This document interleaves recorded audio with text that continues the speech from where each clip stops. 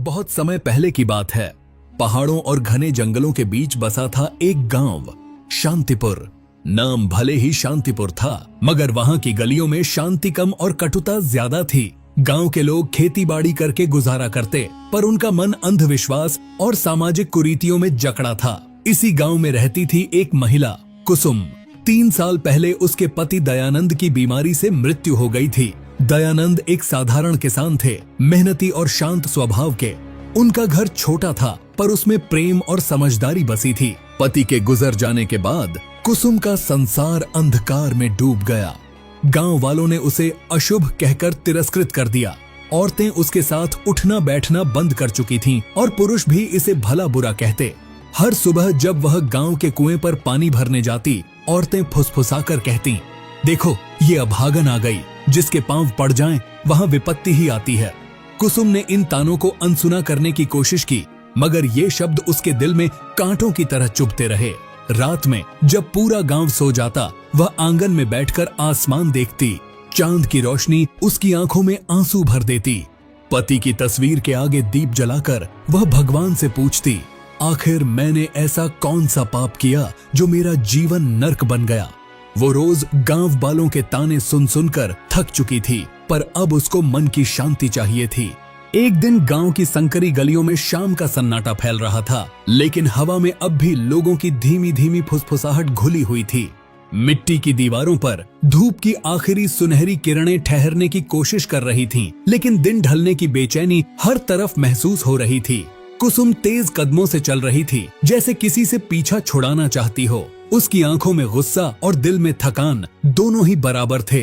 पिछले कई दिनों से वह गांव वालों की बातें सुन रही थी, ताने, उलाहने और व्यंग्य, जो अब उसकी आत्मा को चुभने लगे थे। लोग क्या कहेंगे, यह वाक्य उसके जीवन का पीछा नहीं छोड़ रहा था। कोई उसके कपड़ों पर टिप्पणी करता, कोई उसके फैसलों पर, कभी किसी रिश्ते की कमी का ताना, तो कभी उसकी चुप्पी का मजाक। उसने बहुत दिनों तक यह सब सहा, लेकिन आज कुछ टूट गया था। उसने पीछे मुड़कर नहीं देखा, बस कदम बढ़ाती रही। उसकी चप्पलें धूल में धंस रही थीं और माथे पर पसीने की महीन बूंदें चमक रही थीं। गांव के आखिरी छोर पर पहुंचकर उसने देखा कि खेत खत्म हो रहे हैं और घना जंगल शुरू हो रहा है। इस जंगल के बारे में उसने बचपन से कहानियां सुनी थी कि यहाँ अजीब रोशनी दिखाई देती है, कि पेड़ों की जड़ों में पुरानी आत्माएं बसी हैं और कि रात होते ही यहाँ का रास्ता किसी भूल भुलैया में बदल जाता है। लेकिन उस वक्त उसके भीतर का दर्द और गुस्सा किसी भी डर से बड़ा था। उसने बिना हिचके जंगल के भीतर कदम रख दिया। पहले पहल तो पगडंडी साफ थी, किनारों पर जंगली फूल खिले थे और हवा में मिट्टी की गंध थी। लेकिन जैसे जैसे वह आगे बढ़ी, पेड़ों की ऊंची शाखाएं एक दूसरे में उलझने लगीं, मानो सूरज की आखिरी किरणों को भी रोक लेना चाहती हों। रोशनी टूट टूट कर जमीन पर गिर रही थी और जहां छाया गहरी थी, वहां अंधेरा समय से पहले उतर आया था। कहीं कहीं दूर से पक्षियों की आवाजें आती, लेकिन वह भी धीरे धीरे थम रही थीं, जैसे जंगल अपनी सांस रोक रहा हो। कुसुम को एक अजीब सी बेचैनी महसूस होने लगी। हर कदम पर उसे लगता कि पेड़ों के तनों के पीछे कोई खड़ा है, कोई जो उसे देख रहा है। कभी पत्तों की हल्की सरसराहट सुनाई देती, तो कभी टहनियां ऐसे टूटती जैसे किसी ने उन पर पैर रखा हो। उसने कई बार पीछे मुड़कर देखा, लेकिन हर बार वहां सिर्फ खाली पगडंडी थी और लंबी स्थिर छायाएं। जंगल में भीतर तक जाने पर हवा ठंडी हो गई। पत्तों पर जमी नमी उसकी त्वचा से टकरा रही थी। जमीन पर फैली मोटी मोटी जड़ें रास्ता रोकती और वह उन्हें पार करते हुए आगे बढ़ती रही। कुछ देर बाद उसे लगा कि पगडंडी गायब हो गई है। अब वह बस अंदाजे से चल रही थी। तभी दूर कहीं हल्की सी रोशनी टिमटिमाई। वह रोशनी जैसे किसी दीपक की थी, पीली, स्थिर और गर्म। कुसुम का दिल जोर से धड़कने लगा। इस अजनबी माहौल में यह रोशनी एक उम्मीद जैसी लगी।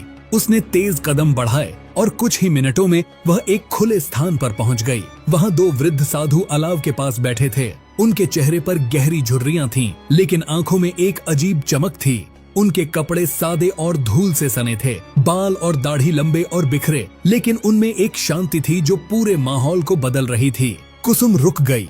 साधु उसकी ओर देख रहे थे, जैसे वे पहले से जानते हों कि वह आने वाली है।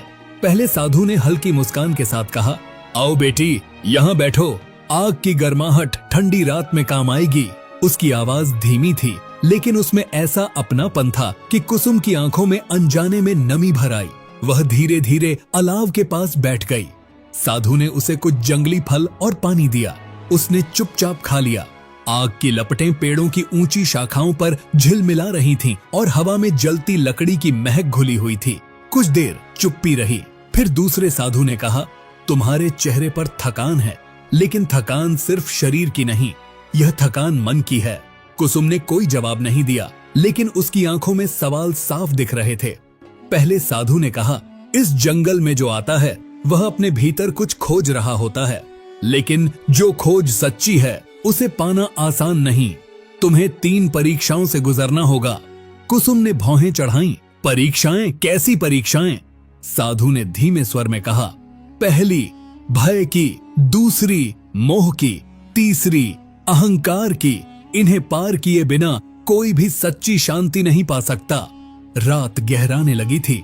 अलाव की गर्मी और जंगल की ठंड एक अजीब संतुलन बना रहे थे। कुसुम के भीतर डर और जिज्ञासा दोनों ही बराबर थे।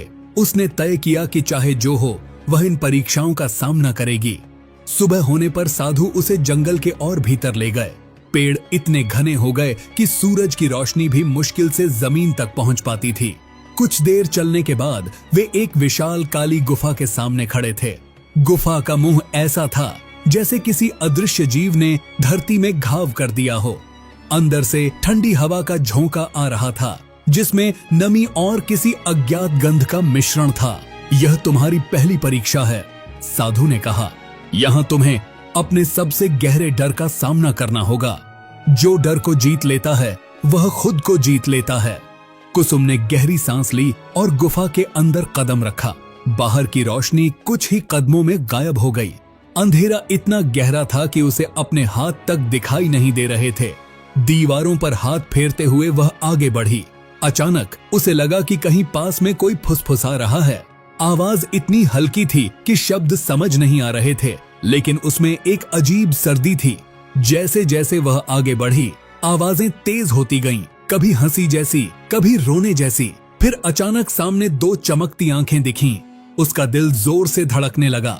उसने कदम पीछे खींचना चाहा, लेकिन फिर याद आया कि यह भय की परीक्षा है। उसने साहस जुटाकर एक कदम आगे बढ़ाया और देखा कि वह बस एक जंगली लोमड़ी थी जो उसे देखते ही भाग गई। लेकिन गुफा के अंदर असली डर अभी बाकी था। कुसुम ने गहरी सांस ली, लेकिन उसके कदम धीमे हो गए। गुफा का अंधेरा ऐसा था मानो समय भी यहाँ ठहर गया हो। दीवारों पर नमी टपक रही थी और हर बूंद की आवाज एक खोखली गूंज में बदलकर कानों में चुभ रही थी। उसने हाथ फैलाकर आगे बढ़ना जारी रखा। उसके पैरों के नीचे कभी गीली मिट्टी थी तो कभी नुकीले पत्थर जो उसकी एड़ियों को काट रहे थे। कुछ ही कदम आगे उसे महसूस हुआ कि ठंडी हवा और ठंडी हो रही है। गुफा के अंदर एक अजीब सी गंध भर गई थी, जिसमें सीलन, धूल और किसी पुरानी चीज के जलने की हल्की महक थी। तभी अचानक उसके पैरों के नीचे की जमीन कांपी। उसने सहम कर हाथ दीवार पर रखे, लेकिन दीवार ठंडी और चिकनी थी, मानो किसी ने सदियों से उसे छुआ न हो। अचानक सामने एक धुंधली आकृति उभरने लगी। पहले तो वह बस एक परछाई थी, लेकिन धीरे धीरे उसका आकार साफ होने लगा। वह एक महिला की परछाई थी, लंबे बिखरे बाल और आंखों में खालीपन। उसकी आंखें सीधे कुसुम पर टिकी हुई थीं, लेकिन उनमें कोई जीवन नहीं था, बस गहरा शून्य। तुम यहाँ क्यों आई हो? उस परछाई की आवाज गुफा की दीवारों से टकराकर चारों तरफ फैल गई। आवाज में न गुस्सा था, न अपनापन, बस एक ठंडी सच्चाई। कुसुम का गला सूख गया, लेकिन उसने हिम्मत कर कहा, मैं खुद को ढूंढने आई हूँ, अपने डर को जीतने। परछाई धीरे धीरे उसकी ओर बढ़ने लगी। उसके हर कदम के साथ गुफा और अंधेरी होती जा रही थी। तुम सोचती हो डर सिर्फ अंधेरे में है। डर वो है जो तुम्हारे भीतर रहता है। वो बातें जो लोग कहते हैं, वो यादें जो तुम्हें सोने नहीं देती। कुसुम के कानों में गांव की आवाजें गूंजने लगीं, ताने, उपहास और वह हंसी जो उसे अंदर तक तोड़ देती थी। आवाजें इतनी साफ थीं कि उसे लगा जैसे वे लोग गुफा के अंदर ही खड़े हों। उसका दिल जोर जोर से धड़कने लगा और सांसें तेज हो गईं। लेकिन तभी उसे साधु की बात याद आई, जो डर को जीत लेता है वह खुद को जीत लेता है। उसने आंखें बंद की और खुद से कहा, ये सब मेरे भीतर का भ्रम है। मैं इसे स्वीकार करती हूँ, लेकिन इसे अपने ऊपर हावी नहीं होने दूंगी। जब उसने आंखें खोली, परछाई गायब थी। गुफा में फिर से सन्नाटा था। केवल टपकते पानी की धीमी आवाज सुनाई दे रही थी। कुछ दूर आगे उसे एक हल्की नीली रोशनी दिखी। वह सावधानी से आगे बढ़ी और देखा कि गुफा की दीवार पर एक छोटा सा क्रिस्टल जड़ा था, जो भीतर से चमक रहा था। वह रोशनी गर्म नहीं थी, लेकिन उसमें एक अजीब सी शांति थी। जैसे ही उसने क्रिस्टल को छुआ, उसके अंदर एक हल्कापन महसूस हुआ, मानो वह अपने डर का बोझ पीछे छोड़ आई हो। गुफा से बाहर निकलते ही सूरज की रोशनी उसकी आंखों में चुभी, लेकिन साथ ही उसमें एक नई ताकत भी महसूस हो रही थी। दोनों साधु बाहर खड़े थे। उनके चेहरे पर एक संतोष की झलक थी। पहली परीक्षा पूरी हुई। पहले साधु ने कहा, तुमने अपने भीतर के भय को देखा और उसे स्वीकार किया। अब तुम्हें दूसरी परीक्षा के लिए तैयार होना होगा, लेकिन यह परीक्षा तुम्हें उससे भी गहरे ले जाएगी। उन्होंने उसे जंगल के और भीतर ले जाना शुरू किया। रास्ता अब और भी अनजान था। पेड़ों की जड़ें ऐसे मुड़ी हुई थीं, जैसे किसी ने उन्हें जानबूझकर उलझाया हो। ऊपर से मोटी बेलें लटक रही थीं, जिन पर नमी की बूंदें मोतियों की तरह चमक रही थीं। कहीं कहीं रंग बिरंगे पक्षी उड़ते, लेकिन उनकी आंखें कुसुम को देखकर अजीब तरीके से टिक जातीं, जैसे वे उसकी यात्रा का मूक गवाह हों। कई घंटों की पैदल यात्रा के बाद वे एक ऐसे स्थान पर पहुंचे जहां जंगल अचानक खुला हुआ था। बीच में एक शांत झील थी, जिसकी सतह शीशे की तरह स्थिर थी। झील के किनारे सफेद और गुलाबी फूल खिले थे और हवा में मीठी खुशबू तैर रही थी। पानी इतना साफ था कि उसकी गहराई तक दिखाई देती थी, लेकिन उसमें एक सुनहरी आभा थी, जो सूरज की किरणों से नहीं बल्कि भीतर से आ रही थी। यह मोह की जगह है, दूसरे साधु ने कहा। यहाँ तुम जो देखोगी वह तुम्हारे दिल की सबसे बड़ी चाहत होगी। अगर तुम चाहत में बह गईं, तो तुम्हारी यात्रा यहीं खत्म हो जाएगी। कुसुम ने झील में झांक कर देखा और उसका दिल जैसे थम गया। पानी में उसका अपना प्रतिबिंब नहीं था। वहां उसका बचपन था, उसका घर, उसकी माँ का चेहरा। वे शामें जब वह हंसते हुए आंगन में खेला करती थीं। उसने अपनी माँ को पुकारना चाहा, लेकिन आवाज उसके होठों तक पहुंचकर रुक गई। पानी में दृश्य बदलने लगे। उसने खुद को गांव में देखा, जहां लोग उसकी तारीफ कर रहे थे, उसकी प्रशंसा हो रही थी और वह सम्मान से भरी जिंदगी जी रही थी। उसके भीतर एक गर्म एहसास उमड़ पड़ा। क्या यही वह जिंदगी नहीं है जो मैं चाहती थी? लेकिन फिर उसके भीतर एक आवाज गूंजी, यह मोह है, यह तुम्हें रोकने आया है। उसने पानी से नजर हटाने की कोशिश की, लेकिन दृश्य इतने जीवंत और लुभावने थे कि उसकी आंखें बार बार वहां खिंच जातीं।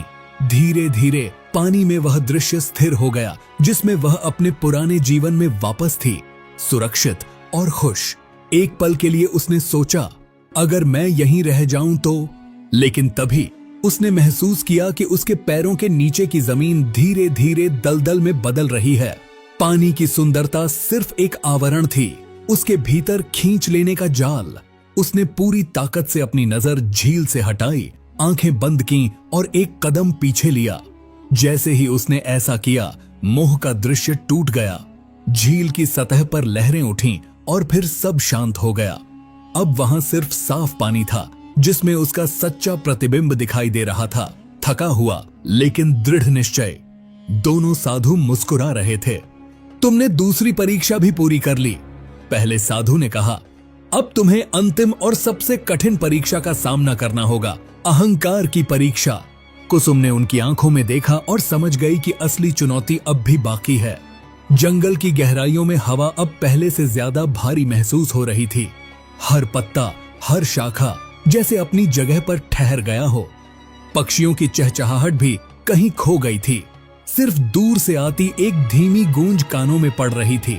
न जाने यह हवा का शोर था या किसी और चीज का संकेत। कुसुम साधुओं के पीछे पीछे चल रही थी, लेकिन उसके मन में अनजाना डर और उत्सुकता एक साथ थी। रास्ता अब पत्थरों और जड़ों से भरा हुआ था, जिससे चलना मुश्किल हो रहा था। अचानक पहले साधु ने रुककर उसकी ओर देखा। उनकी आंखों में गंभीरता थी। अगली जगह में प्रवेश करने के बाद हम तुम्हारे साथ नहीं होंगे। यह राह सिर्फ तुम्हारी है। जो कुछ भी तुम देखोगी वह तुम्हारे भीतर से निकला होगा, लेकिन उसका असर उतना ही वास्तविक होगा जितना कि यह जंगल। कुसुम ने गहरी सांस ली। उसके सामने एक संकरी पगडंडी थी जो ऊंची चट्टानों के बीच से गुजर रही थी। पगडंडी के दोनों ओर काई और बेलों से ढकी दीवारें थीं, जिन पर अजीब आकृतियां उभरी हुई थीं, मानो किसी ने समय के साथ पत्थर पर चेहरे तराश दिए हों। कुछ दूर आगे पगडंडी एक खुले मैदान में जाकर खत्म हुई। मैदान के बीच में एक ऊंचा पत्थर का सिंहासन था और उस पर कोई बैठा हुआ था। जैसे जैसे कुसुम करीब गई, उसने देखा कि वह कोई अजनबी नहीं बल्कि वही थी, लेकिन अलग। वह कुसुम सोने चांदी के गहनों से लदी हुई थी। उसकी आंखों में गर्व और होठों पर हल्की सी मुस्कान थी, जैसे वह किसी पर शासन कर रही हो। स्वागत है, सिंहासन पर बैठी कुसुम ने कहा। उसकी आवाज में अधिकार था। तुमने डर को हरा दिया, मोह को ठुकरा दिया। अब तुम्हें वह सब पाने का मौका है जिसका तुमने हमेशा सपना देखा। सामने की यह छवि इतनी प्रभावशाली थी कि कुसुम एक पल के लिए ठिठक गई। उसने अपने भीतर एक अजीब खिंचाव महसूस किया, शक्ति का खिंचाव। यह वही ताकत थी जो उसके गांव में उसे सम्मान दिला सकती थी, वह स्थिति जहां लोग उसके सामने सिर झुकाएं। तुम बस यह ताज पहन लो, सिंहासन वाली कुसुम ने कहा, और अचानक उसके हाथ में सोने का मुकुट आ गया। तुम्हें कभी किसी से सवाल नहीं सुनना पड़ेगा, कभी ताने नहीं सहने पड़ेंगे, लोग तुम्हारा नाम आदर से लेंगे। कुसुम ने मुकुट को देखा। वह सुंदर था, लेकिन जितना देर वह उसे देखती उतना ही भारी होता जा रहा था, मानो उसके वजन में सिर्फ सोना नहीं बल्कि जिम्मेदारी और अलगाव भी छिपा हो। उसने एक कदम पीछे लिया, लेकिन तभी उसके चारों ओर लोग दिखाई देने लगे। गांव वाले, साधु और यहाँ तक कि उसकी माँ, सभी कह रहे थे, पहन लो, यह तुम्हारा हक है। उसका दिल जोर से धड़कने लगा। क्या यही उसकी यात्रा का अंत था? अगर वह यह मुकुट ले लेती तो शायद उसे सब कुछ मिल जाता, लेकिन क्या वह खुद को खो देगी? उसने गहरी सांस ली और धीरे धीरे कहा, मेरा हक वो है जो मैं अपने कर्मों से कमाऊं, न कि जो मुझे लालच में दिया जाए। सिंहासन पर बैठी उसकी छवि अचानक गंभीर हो गई। उसकी आंखों में चमक खत्म हो गई और चेहरा पत्थर में बदलने लगा। कुछ ही पलों में वह पूरी तरह धूल बनकर बिखर गई। मैदान में सिर्फ खाली सिंहासन रह गया। कुसुम ने महसूस किया कि हवा फिर से चलने लगी है और चारों ओर का भार हल्का हो गया है। तभी सामने एक पत्थर का दरवाजा खुला, जिसके पीछे गहरी सीढ़ियां थीं, जो नीचे की ओर जाती थीं। यह वही रहस्यमयी गुफा का अंत था जिसका जिक्र साधुओं ने किया था। वह सीढ़ियों से नीचे उतरने लगी। हर कदम के साथ तापमान गिरता जा रहा था और एक हल्की नीली रोशनी अंधेरे में फैल रही थी। नीचे पहुंचकर उसने देखा कि गुफा के बीच में एक विशाल क्रिस्टल था जो भीतर से धड़क रहा था, मानो वह जिंदा हो। क्रिस्टल के पास वही दो साधु खड़े थे, लेकिन उनका चेहरा अब पहले से अलग था और अधिक तेजस्वी, और उनकी आंखों में अनंत गहराई। तुमने तीनों परीक्षाएं पूरी कर ली हैं, पहले साधु ने कहा। डर, मोह और अहंकार, ये तीनों तुम्हें बांध सकते थे, लेकिन तुमने उन्हें पार किया। अब यह क्रिस्टल तुम्हारा है। यह शक्ति नहीं बल्कि समझ देता है। इसे धारण करने वाला अपने भीतर का सत्य देख सकता है। कुसुम ने हाथ बढ़ाकर क्रिस्टल को छुआ।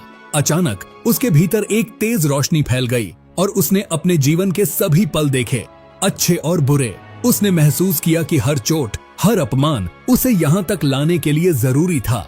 जब उसने आंखें खोली तो वह गुफा में नहीं बल्कि फिर से जंगल के किनारे खड़ी थी।